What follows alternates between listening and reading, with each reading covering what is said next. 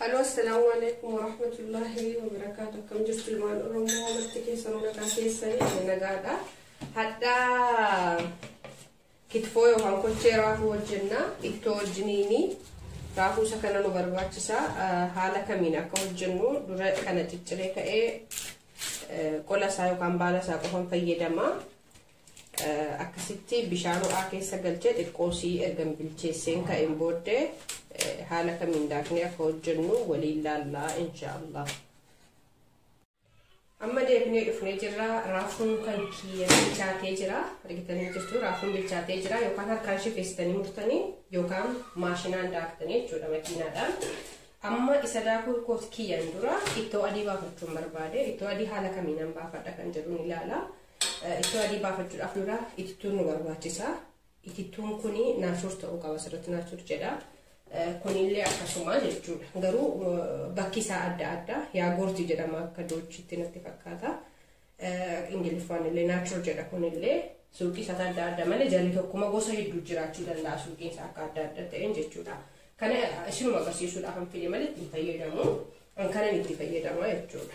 Kana itti fayyadamuudhaaf ammaaf afuriin fayyadama yookaan afuriin fayyadama.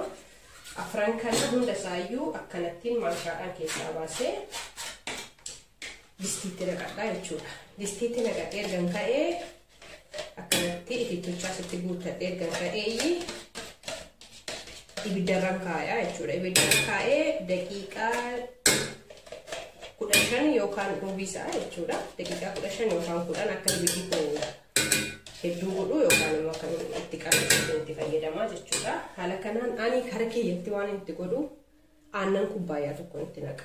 Otoo hin bilcheessin dura aannan kubbaayyaa tokko itti naqa. Maaliif aannan kubbaayyaa tokko itti naqa yeroo bilchaatee bahee namatti tola ashawaa fakkaata ittochi jechuudha. Wal hin qaqqabatu bakka tokko hin taa'u ashawaa fakkaata baay'ee namatti tola. Ala bilchaatee bahee argina wajjin ammasittis raafucha daakkadhee dhufee akkaataa hojjennaa isaa waliin laallaa jechuudha inshaallah.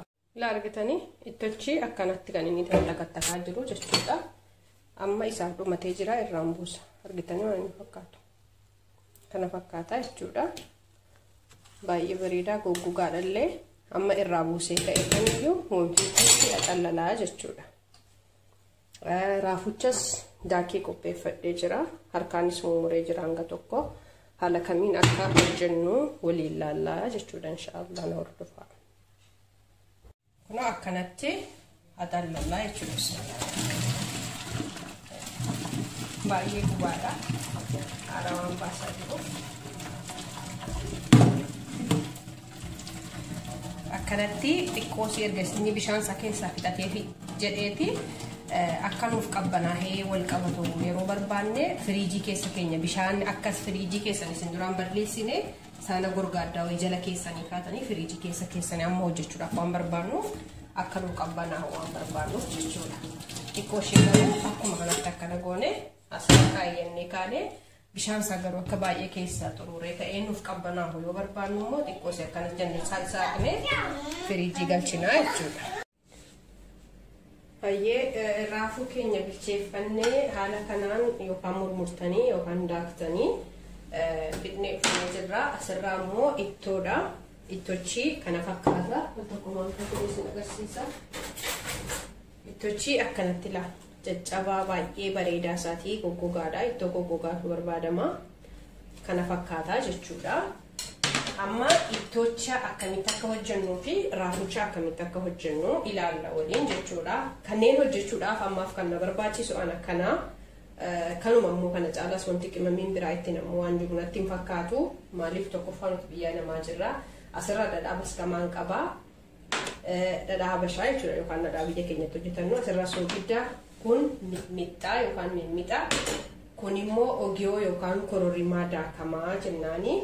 Kana kan barbaachisu haala kamiin hojjennaa waliin laallaa inshaallah jechuudha.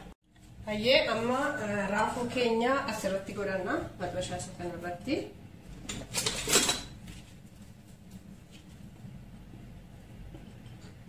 Ibidda xiqqaadhaan itti lakkoofnaa jechuudha. Sadii godhachuudhaaf sadirra godhadhee jira. Kun kan raafuuti. Immoo madbashaa isa kanarraa ittoo adii keenya godhannaa jechuudha. Tona diikoo bicoosii goggogaa waan ta'eef guantiidhaan tun xiqqoosii sukkuumee qibaatii maanuu qimamii isaatiin illee wal nyaachisuu waan barbaadu. Asirratti mixmixaan qabaa. Mixmixaa ittochaaf jechuudha. Ittootti soogidda naquu dhiisuu ni mala. Maaliif jettan mixmixaan soogidda hedduu waan qabuuf ilaalleetti kan itti godhannu jechuudha. Kororimaa goona amma dhadhaa qofatu naafee jechuudha. Kana waliin sukkuumuu qaba. Garuu mixmixaan waan natti bicatu waan fakkaatuuf ilaaleen itti dabala jechuudha. Maaliif maankaa qayyoo kan sochoostan ta'e hedduu isiniif wal fudhachuu dhiisuu ni mala waan ta'eef ammaaf maankaadhaan sochoosu. Maaliif firiijii keessallee waan tureef wal qabata akkanatti akka bullaa'ee nama bareedu guantii godhattanii wanta gootanii gaariidha jedhee yaadatu wal maktanii. Garuu abbaan akkuma mana isaatti waan barbaade godha. Kanaafiyyuu harkaanis gochuu ni dandeessanii guantiis godhatanii kan fedhillee maankaadhaan waan argeen gochuu ni danda'a jechuudha. Garuu guantii godhatanii akkanatti sukkuumsanii sirriitti wal gahaa jechuudha.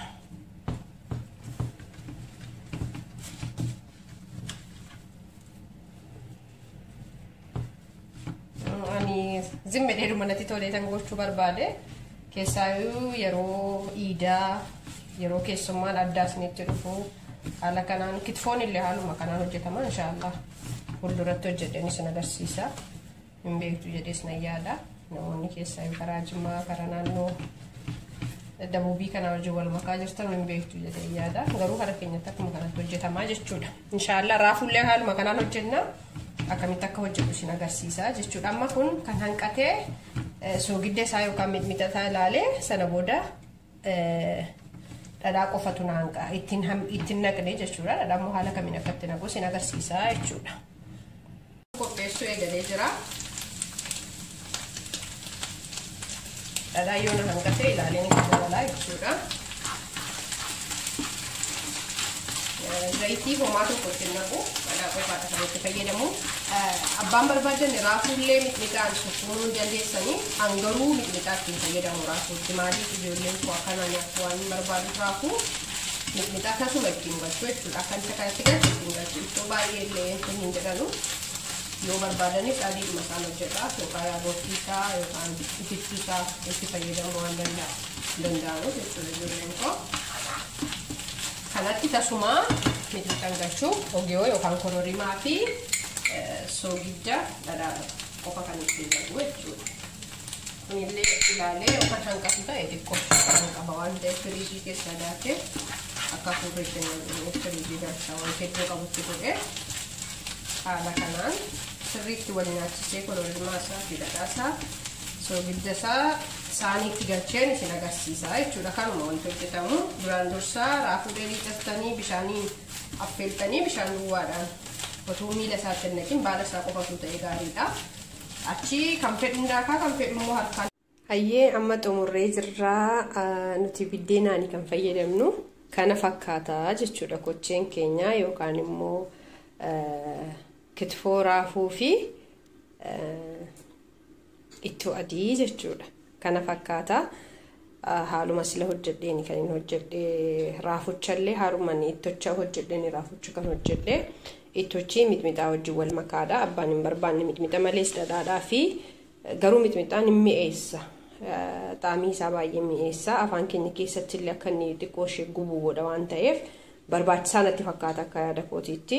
Haaluma kanaan ani xaabaati isa jedhamu yookaan immoo isa biyya keenyaa sana nan qaba. Garuu isa guddaa waan natti ta'eef ani immoo maatii kootiifan kana hojjedha waan ta'eef xiqqoodha. Kanaafan xiqqisee gosa sadillee roga sadiitti gootanii kaatanii kanumayyuu immoo gosa sadii gochuu ni dandeessanii. Fakkeenyaaf kitfoo foonii itti gochuu ni dandeessanii. Kuni kochee raafuu fi ittoo adii jedhamudha. Foon illee itti godhamaa jechuudha. Kan foon immoo yeroo biraa waliin laallaa kana fakkaataa baay'ee bareedaadha. Haala salphaatti mana keessatti hojjetachuu ni dandeessanii. Wanti biyyaa yeroo isin yaachise tokko jechuudha.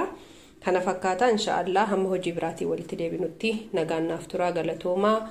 warri maatii naan taane maatii naaf ta'a warri maatii naa taatan immoo hedduu naaf galatoomaa isiniin jedha turtii gaarii hanga walitti deebinutti nagaa